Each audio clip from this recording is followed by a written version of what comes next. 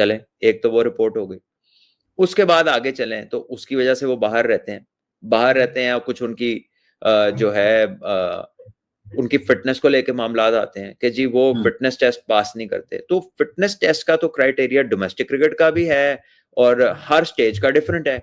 International का criteria है, champions cup का क्राइटेरिया है, रीजन्स का क्राइटेरिया है, डिपार्टमेंट्स का क्राइटेरिया है, और सबके सब क्राइटेरियाज पीसीबी ने सेट किए। उनकी ही मैनेजमेंट ये सारे क्राइटेरियाज को देखती है। तो अगर वो फिटनेस टेस्ट क्लियर नहीं करता तो सबसे पहले तो ये कोई बता दे कि वो रीजन की तरफ से कैसे खेला, क्योंकि आम बच्चे को तो अलाउ नहीं है रीजन से खेलना।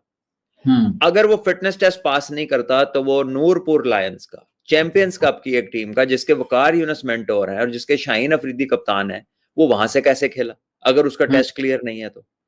फिर उनके बाद अगली जो चीज आती है वो आता है उनकी रीजन्स में रन्स है, टॉप 3 में रन्स है। उसके बाद चैंपियंस कप T20 में उन्होंने लीड किया एज कैप्टन, उसमें उन्होंने रन्स किए।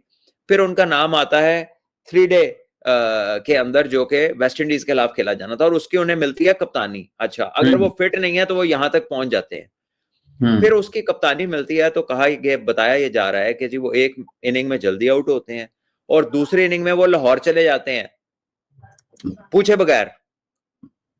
टीम का कप्तान पूछे बगैर दूसरी सिटी में चला गया और जब उनसे पूछा गया कि क्या हुआ तो उन्होंने कहा जी कि मैंने पता नहीं ड्राफ्ट में जाना था या मैंने कहीं जाना था और मैंने इन्फॉर्म किया था पीसीबी को। आप मुझे बता दें कि कोई कप्तान बगैर कोच मैनेजर से बात किए, कोई अच्छी क्लब का ही कप्तान क्यों ना हो, मैं कहता हूं कोई उसके पास ना हो, उसके बाद 1-2 असिस्टेंट जो उसके भी असिस्टेंट हो, क्या ये पॉसिबल है कि वो छोड़ के चला जाए और किसी से बात ना करे? और अगर वो ऐसा करना चाहे और उसे ऐसे करने दिया जाए तो फिर ये वीक मैनेजमेंट पे सवाल आ जाता है। और अगर ये डिसिप्लिनरी बात ठीक है, जब मान लिया कि ये बात ठीक है, वो चले गए, उन्होंने डिसिप्लिन की खिलाफ वर्जी की, उन्होंने किसी से पूछा नहीं, उन्होंने इजाजत नहीं तलब की और लोग खुश नहीं थे, चले ये भी मान लिया कि इतनी वीक थे लोग कि उन्होंने कहा असी रोकते नहीं सकते, असी नाराज हो जाने हैं, चलो नाराज हो गए, ठीक है जी। और ये सब कुछ हो रहा है टेस्ट मैच शुरू होने से पहले साइड मैच में। तो अगर ये सब ठीक मान लिया जाए, फिटनेस भी मान ली जाए, तो वो टेस्ट मैच में क्या कर रहे थे दोनों मैचों में स्क्वाड के साथ?